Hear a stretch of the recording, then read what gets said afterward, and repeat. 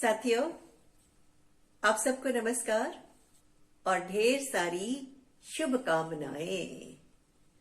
आमने सामने में आइए, फिर से हम आपस में जुड़ जाएं, एक दूसरे से बतियाएं, कथा कहानियां सुनाएं, मुस्कुराएं, खुशियां मनाएं और दिमाग को जोर लगाकर बुद्धि को बढ़ाएं। अब दिमाग को जोर कैसे लगाएंगे भाई? कोई आप परीक्षा तो दे ही नहीं रहे कि दिमाग को जोर लगाना है, गणित के प्रश्न हल नहीं कर रहे कि दिमाग को जोर लगाना है। लेकिन मैंने एक तरीका खोजा है दिमाग को जोर लगाने का। मैं पूछूंगी आपसे कुछ पहेलियां और आप उनका हल ढूंढेंगे दिमाग की चाबी से खोल के ताला, और उसके बाद दिमाग को मिल जाएगी क्या? एक खुराक दिमाग को तेज करने के लिए। ठीक है, तो चलिए शुरू करते हैं पहेलियों का सिलसिला। पहली पहेली है, ध्यान से सुनिएगा। दिन भर सोता रात जागता, उल्टी सी दिनचर्या है। दिन भर सोता रात जागता, उल्टी सी दिनचर्या है। बुद्धि प्रखर बेअक्ल कहें सब, क्यों यह अजब नजरिया है, क्यों यह अजब नजरिया है। पहचान तो गए आप? जी हाँ, रात को जो जागता है, दिन भर सोता है, कौन सा पक्षी है? जी, उल्लू कहलाता है। और न मालूम क्यों उल्लू को लोग बेअक्ल मानते हैं, जबकि उल्लू अक्ल वाला है, समझदार होता है। तो लोगों की बेअक्ली की बात छोड़िए, हम अक्ल का ताला खोलें और आगे बढ़ें। तो अगली पहेली आपकी ये रही। मुझको दर्जन पक्षी जानो, मुझको दर्जन पक्षी जानो, सुगढ़ घोंसला मेरा है, और तिनके पत्तों से बुन सुंदर, गोल घरौंदा घेरा है। तिनके पत्तों से बुन सुंदर, गोल घरौंदा घेरा है। कौन सा पक्षी है ये जिसका बहुत सुंदर घोंसला होता है, लटकता रहता है पेड़ों से, इतना खूबसूरत लगता है? जी हाँ, दर्जन पक्षी कहलाती है वो बया। बया क्योंकि सिल बहुत अच्छा लेती है, अपनी चोंच से तिनकों से सिल सिल कर इतना सुंदर घोंसला बनाती है, तो वो क्या कहलाती है? दर्जन पक्षी। जिसने जिसने सही जवाब सोचा वो अपने आप को अपनी पीठ थपथपाएंगे, और जो नहीं सोच पाए वो अगली पहेली की ओर अपनी बुद्धि लगाएंगे। ठीक है, तो चलिए सुनिए अगली बात, अगली पहेली।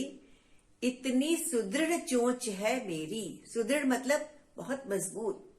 इतनी सुदृढ़ चोंच है मेरी कि वो क्या करती है? लकड़ी खोदे वार करे, लकड़ी खोदे वार करे, और घर निर्मित या कीट खोजने ठक ठक चोंच प्रहार करे। घर निर्मित या कीट खोजने ठक ठक चोंच प्रहार करे।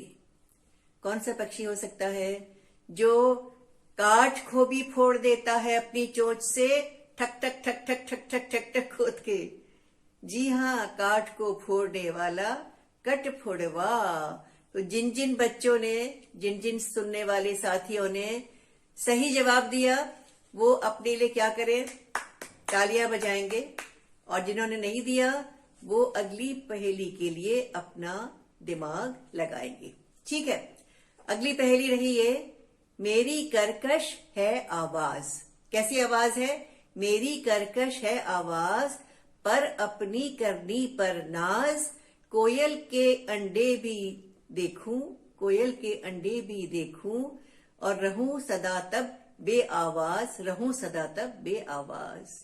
ये तो सब पहचान गए। काव काव काव काव करने वाला कौवा, जिसके घोंसले में कोयल अपने अंडे रख देती है, और कौवा बेचारा उसके अंडों को भी पालता है। ठीक है, उसके अंडों को भी देखता है।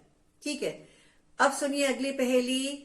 मैं नन्ही सी चू चू करती, दाना चुगती फुदकी फिरती। मैं नन्ही सी चू चू करती, दाना चुगती फुगती फिरती। तिनका जोड़ बनाती घर में, मेहनत से मैं कभी न डरती, मेहनत से मैं कभी न डरती। बिल्कुल सरल पहेली, पहचान गए सभी, और सब अपनी पीठ ठोके। ये है चिड़िया गौरैया। ठीक है, अब अगली पहेली एक और है और उसको जरा ध्यान से सुनिए। शांति दूत हूँ मुझको जानो, मैं शांति का दूत हूँ और गुटुर गुटुर मेरी पहचानो। शांति दूत हूँ मुझको जानो, गुटुर गुटुर मेरी पहचानो, और घर घर जाकर नीड़ बनाऊं, अपना साथी मुझको मानो, अपना साथी मुझको मानो। जी हाँ, कबूतर गुटर गुटर गूं गूं करता रहता है घर घर में, आपके रोशनदान में और खिड़कियों के पास कहीं न कहीं अपना बसेरा बना लेता है और दिन भर आपके साथ गुटर गुटर का शोर मचाता रहता है। तो ये तो थी पहेलियां। अब पहेलियों के बाद आज हम क्या करने जा रहे हैं? क्या करें? क्या हम कोई कहानी सुनाएं या कुछ और बात करें? अरे भाई, हमारी कहानी एक बहुत अनोखी कहानी है, इन्हीं पक्षियों के इर्द गिर्द घूमने वाली, लेकिन बुद्धि का प्रयोग करने वाली। और कहानी किसकी है? एक बुद्धिमान उल्लू। चलिए तो आज की कहानी शुरू करते हैं। ये कहानी है उल्लू की, जो बहुत बुद्धिमान था।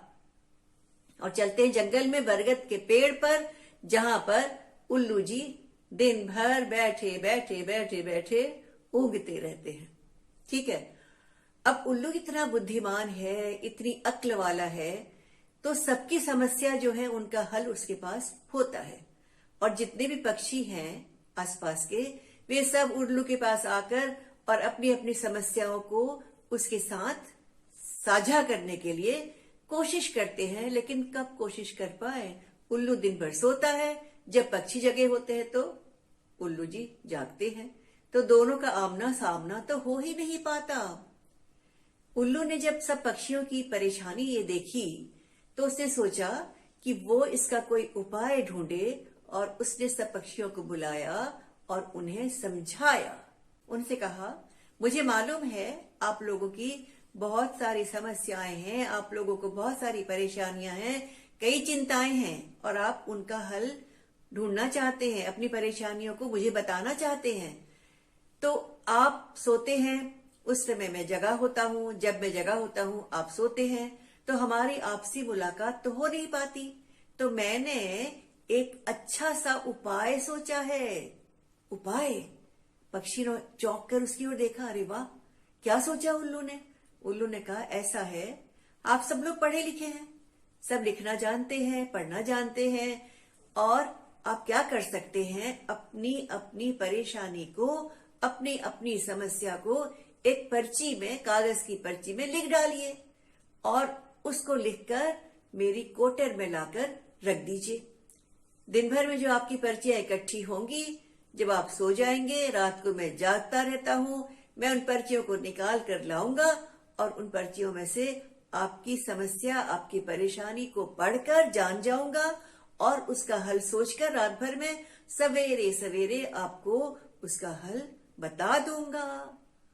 अरे वाह, पक्षी तो खुश हो गए।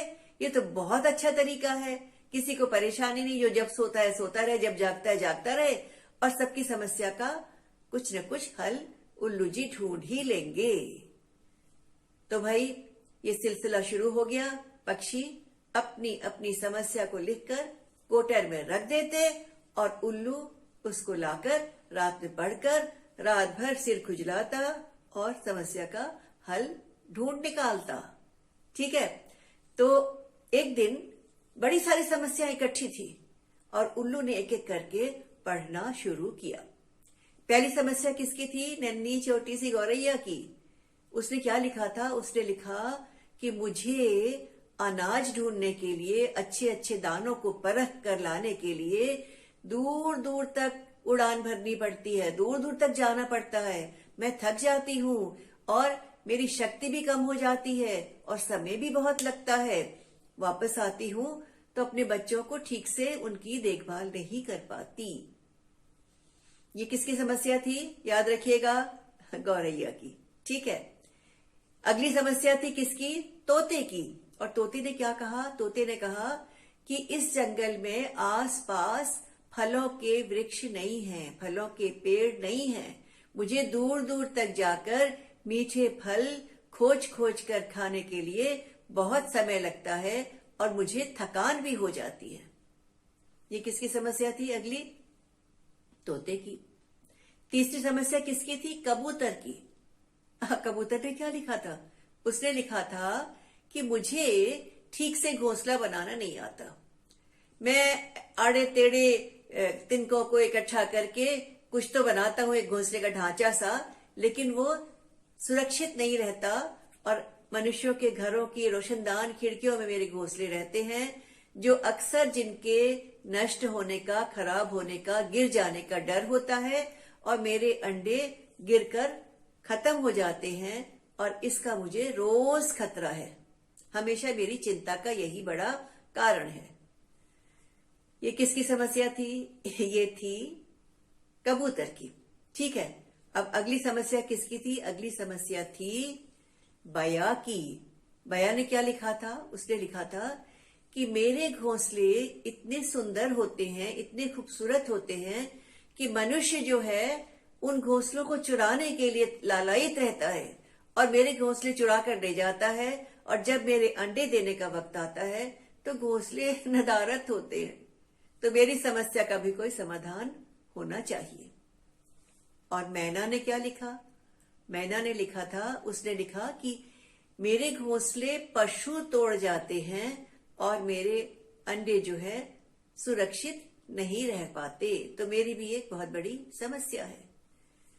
और अगली समस्या किसकी थी? अरे भाई, अपने कौवे जी की। उनकी पुरानी समस्या क्या लिखा उसने? उसने लिखा कि मैं अपने घोंसले में जब अपने अंडे देता हूं, अपने हमारे अंडे रहते हैं घोंसले में, तो कोयल चुपचाप से, धोखे से अपने अंडे भी हमारे घोंसले में लाकर रख देती है और हम दोनों, मैं और मेरी कौवी, हम दोनों मिलकर कोयल के अंडे भी सेते हैं, उनको भी पालते हैं, उसमें से बच्चे निकलते हैं, उनको खाना खिलाते हैं, बढ़ते हैं, उनको उड़ना सिखाते हैं और बाद में पता लगता है कि कोयल ने हमारे साथ धोखेबाजी की थी। तो कौवे की भी अगली समस्या थी। ठीक है, अब ये सारी समस्याएं जब उल्लू ने देखी, उसने अपना सिर खुजलाया, दिमाग पर जोर लगाया और सारी समस्याओं का उसे हल सूझ गया। और सूझ गया तो उसने अगले दिन तड़के भोर मचाया शोर और पक्षियों से कहा, आओ आओ आओ, अपनी समस्याओं का हल मुझसे तुम पाओ। और सारे पक्षी उत्सुकता से इकट्ठे हो गए। कहा? उल्लू के कोटर के पास, उसी की पेड़ की डालियों में, अलग अलग डालियों में बैठ गए और बड़ी उत्सुकता से क्या देखने लगे कि उल्लू क्या जवाब देता है। और उल्लू ने एक एक करके हर एक की परेशानी का हल बताना शुरू किया कि साथियों, आज का समय मेल जोल कर, एक साथ एक दूसरे से जुड़कर काम करने का समय है। हमें समय के साथ चलना चाहिए और समय के साथ अपनी बदलाव कर लेने चाहिए अपनी दिनचर्या में और अपने कामों में। तो आप लोग सारे पक्षी जो काम सबसे बेहतर करते हैं, जिस काम को सबसे अच्छी तरह से कर सकते हैं, वो काम आप सबके लिए करिए। इससे क्या होगा कि सब अच्छा अच्छा काम सबके लिए हो जाएगा और किसी को कोई परेशानी नहीं रहेगी। तो ये समझौता करके, आपस में मेल जोल करके जो एक नया तरीका मैं आपको सुझाने जा रहा हूं, वो है तालमेल का तरीका, समझौते का तरीका, आपसी मेल का तरीका और एक दूसरे के साथ जुड़ने का तरीका। सब पक्षियों ने बड़ी हैरानी से देखा कि न मालूम उल्लू क्या कहने जा रहा है। उल्लू ने कहा, देखिए, चिड़ियों को दानों की अच्छी परख है। सारी चिड़िया मिलकर दाने की दुकान लगाएं।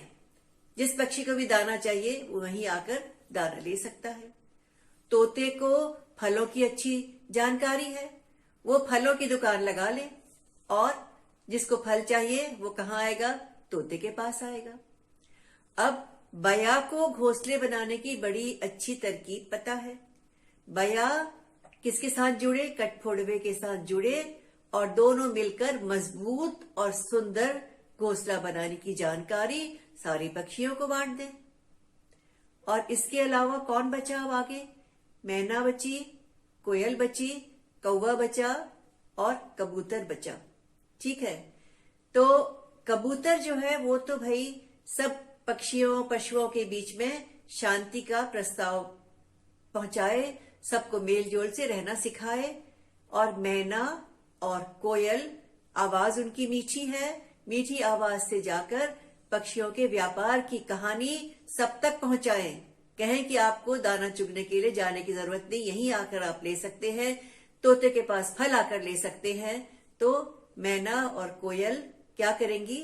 सबको साथ जोड़कर, सबको इकट्ठा करके और क्या कहेंगी कि आप आइए, दूर मत जाइए, सहूलियत से अपने दाना और अपना फल यहीं से पाइए।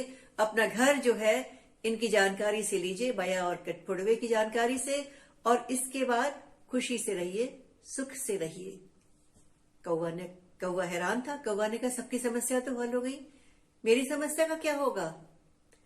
तो उल्लू हंसा। उसने कहा ऐसा है, जब सारे पक्षी कुछ न कुछ काम करेंगे, रोजगार करेंगे, कोई दाने की दुकान लगाएगा, कोई फल की ठेला लेगा, कोई जाके लोगों को अपना समाचार देगा, कोई शांति का संदेश देगा, तो उनके बच्चे कौन पालेगा? आप बच्चे पालने में बहुत पटु हैं, बच्चे अच्छे से पालते हैं, कोयल के अंडों को भी सेते हैं, उसमें से भी बच्चे निकल के उन्हें खाना खिलाते हैं, उड़ना सिखाते हैं। तो आप रख लीजिए अपने लिए एक बच्चा पालने का घर। और क्या हुआ? हो गई सबकी समस्या का समाधान, सबकी सुलझ गई सबकी समस्याएं। मैना ने खोल लिया, क्या खोल लिया? व्यापार के धंधों को इधर उधर से पहुंचाने के लिए जानकारी देने का अपना एक ऑफिस। कोयल ने भी अपना ऑफिस खोल लिया, वो भी लोगों को बुलाती और समझाती कि आपको यहाँ आकर व्यापार करना चाहिए। गौरैया ने खोल ली दुकान, किसकी? अनाज के दानों की। और तोता ले आया एक ठेला, उसमें फल लेकर चल पड़ा। और बया और कठफोड़ा ने अपनी एक कंपनी खोल दी, किसकी? घर बनवाने की। और उसका नाम क्या लिखा? क ब कंपनी। कठफोड़ा बया कंपनी, क ब कंपनी वो खुल गई। और कौवे ने क्या खोला? उसने खोला बच्चा पालने का कांव घर। तो इस तरह से जंगल के सारे पक्षियों की समस्या का हो गया समाधान। सब बड़े खुश हुए, अपने अपने काम में लग गए। समझौते से, आपसी तालमेल से सबके काम अच्छे हुए, सबको बेहतर काम मिला, सबको बेहतर उसका हल मिला। और कौवा जो है वो अपने बच्चों के साथ मगन हो गया कि भाई उसे तो सबसे बेहतर काम मिला था बच्चों की देखभाल करने का। और इधर दिन भर जो है सारे पक्षी अपने काम में लगते, उल्लू जी सोते रहते, रात में उल्लू जगते, अपना सिर खुजलाते और पक्षियों की समस्या का हल खोजते रहते। तो ये थी कहानी अक्लमंद उल्लू की। और आपने देखा किस तरह से उल्लू ने अपनी समझ से सारे पक्षियों की समस्या हल कर दी। अगर हम बुद्धि का प्रयोग करें तो समस्या का हल आसानी से मिल जाता है। ठीक है साथियों, कहानी तो आपने सुनी कि किस तरह से उल्लू ने अपनी बुद्धिमानी से समस्या का समाधान किया, हल ढूंढा। लेकिन उल्लू एक ऐसा पक्षी है जिसे देखकर मन में बड़े सवाल खड़े हो जाते हैं। तो एक लंबी चौड़ी लिस्ट सवालों की मेरे पास भी थी और मैंने सोचा कि हम उल्लू जी से क्या पूछेंगे, मैं आपको भी बताऊं। ठीक है, तो चलिए सुनते हैं कि उल्लू जी से क्या पूछेंगे। ठीक है, उल्लू जी से ये पूछेंगे, ये पूछेंगे, ये पूछेंगे, उल्लू जी से क्या पूछेंगे, क्या पूछेंगे, क्या पूछेंगे, हम पूछेंगे, सब पूछेंगे, कब पूछेंगे, अब पूछेंगे, उल्लू जी से ये पूछेंगे। क्या पूछेंगे? क्यों वे दिन भर सोते रहते, क्यों सपनों में खोते रहते, सब्ज बाग क्या देखा करते, कब उनके दिन रोशन होते, कब उनके दिन रोशन होते, कब तक तुमको यों घूरेंगे, यों घूरेंगे, यों घूरेंगे, कब तक तुमको यों घूरेंगे, उल्लू जी से ये पूछेंगे, ये पूछेंगे, ये पूछेंगे, हम पूछेंगे, सब पूछेंगे, कब पूछेंगे, अब पूछेंगे। और क्या पूछेंगे? कभी न धूप न सूरज देखा, कभी न धूप न सूरज देखा, लिया रात का क्यों कर ठेका, देख झुटपटा क्यों वे भागे, खिंची हुई जो लक्ष्मण रेखा, खिंची हुई जो लक्ष्मण रेखा। कब तक जग से यों रूठेंगे, यों रूठेंगे, यों रूठेंगे, उल्लू जी से ये पूछेंगे, उल्लू जी से ये पूछेंगे, हम पूछेंगे, तुम पूछेंगे, सब पूछेंगे, कब पूछेंगे, अब पूछेंगे। और अब क्या पूछेंगे? अब ये पूछेंगे, कभी न करते दिया बाती, कभी न करते दिया बाती, फिर भी उनको रात सुहाती, किंतु चमक बिजली की लख कर उनकी धड़कन क्या रुक जाती, उनकी धड़कन क्या रुक जाती। प्रश्न कठिन पर कब बूझेंगे, कब बूझेंगे, कब बूझेंगे, उल्लू जी से ये पूछेंगे, उल्लू जी से ये पूछेंगे, हम पूछेंगे, सब पूछेंगे, क्या पूछेंगे, कब पूछेंगे, अब पूछेंगे। और क्या पूछेंगे? क्या वे दुनिया से शर्माते, क्या वे दुनिया से शर्माते, या कि बोलने से कतराते। यदि वे सचमुच ज्ञानवान हैं, यदि वे सचमुच ज्ञानवान हैं, फिर क्यों इतनी ऐंठ दिखाते।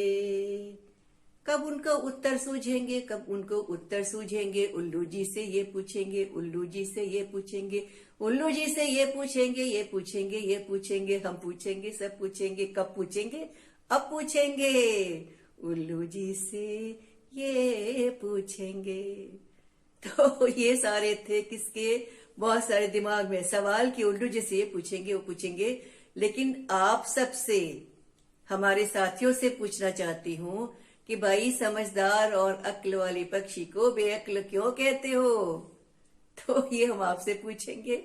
और आज की कहानी और आज के सवाल यही खत्म करते हैं। फिर मिलेंगे अगली बार बहुत सारी नई बातों के साथ। नमस्कार।